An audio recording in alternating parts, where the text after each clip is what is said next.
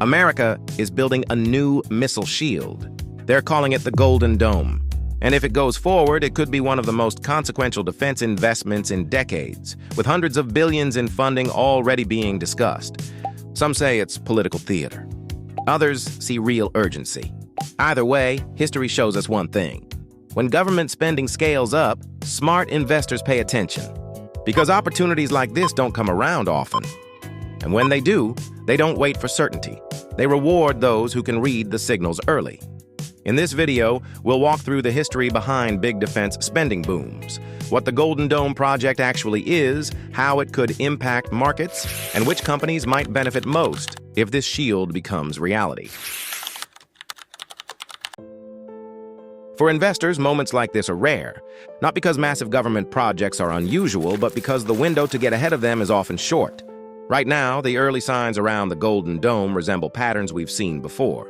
Big defense budgets, new tech frontiers, public urgency, and stocks that quietly begin to run before the mainstream catches on.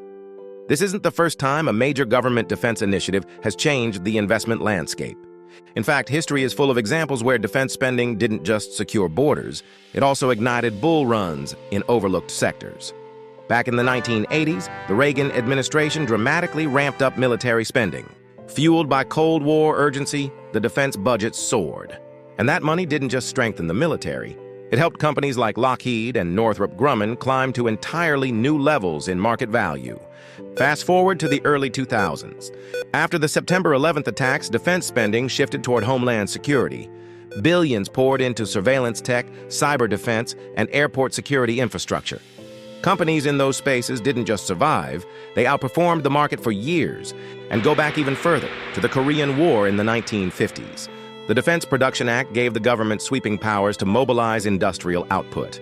Entire sectors like steel, chemicals, and logistics were pulled into the military supply chain, and the market noticed. Here's the key takeaway.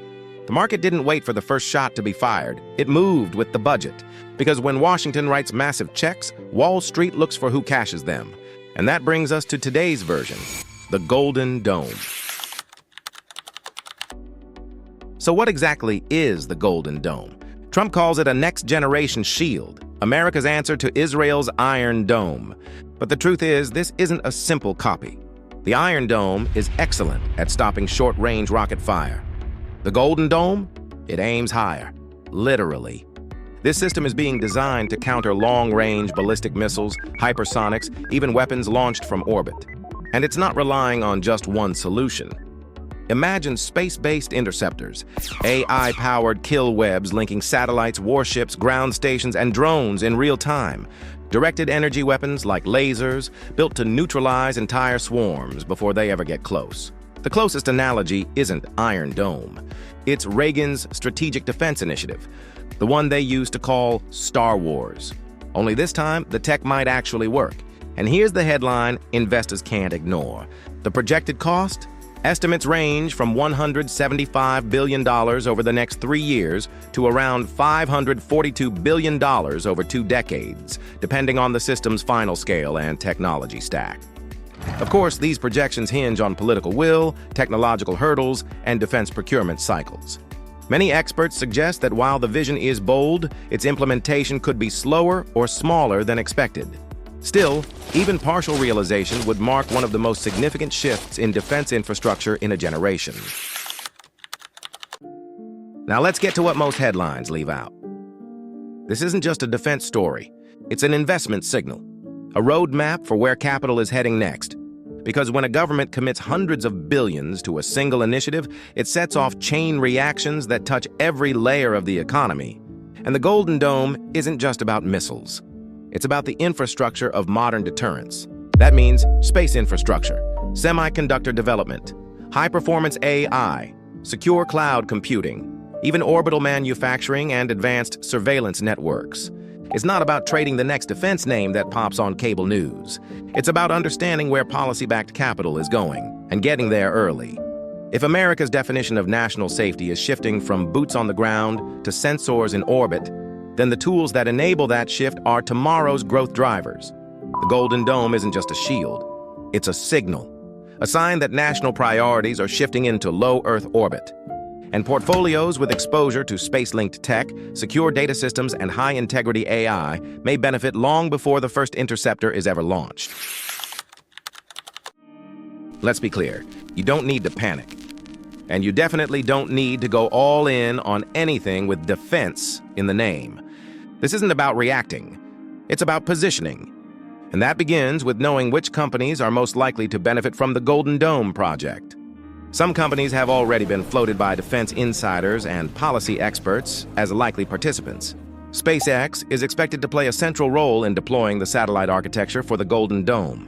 With a strong track record launching military payloads and maintaining scalable orbital platforms, they're one of the few companies capable of supporting rapid deployment of a space-based sensor and interceptor network. Palantir is considered a frontrunner in building the AI backbone for decision-making and threat assessment. Their battlefield analytics systems already serve U.S. and allied military operations, and similar tools could power the real-time coordination of missile defense networks. Anduril, a fast-growing defense tech company, is often highlighted for its autonomous drone systems, AI surveillance, and sensor fusion capabilities. In a system like Golden Dome, which depends on layered responsive detection, these capabilities are indispensable. Among legacy defense firms, Raytheon is the top candidate for interceptors and radar integration. They already supply components for THAAD and Iron Dome systems, both of which will inform Golden Dome's layered approach. Lockheed Martin, the integrator of THAAD and Aegis missile systems, will likely be tapped for architecture design and overall program coordination.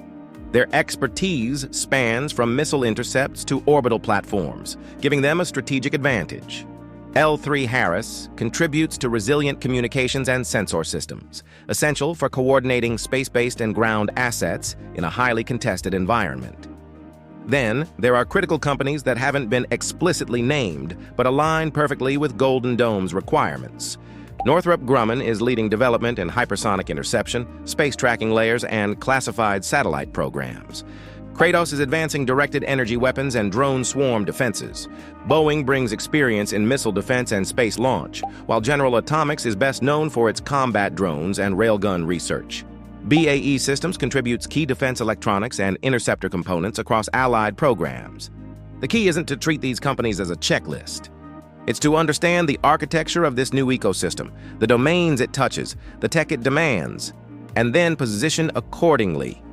So if you're building a portfolio meant for stability, peace of mind, and long-term relevance, understanding who's on the front lines of space-based defense could be just as important as knowing who's leading in AI or cloud.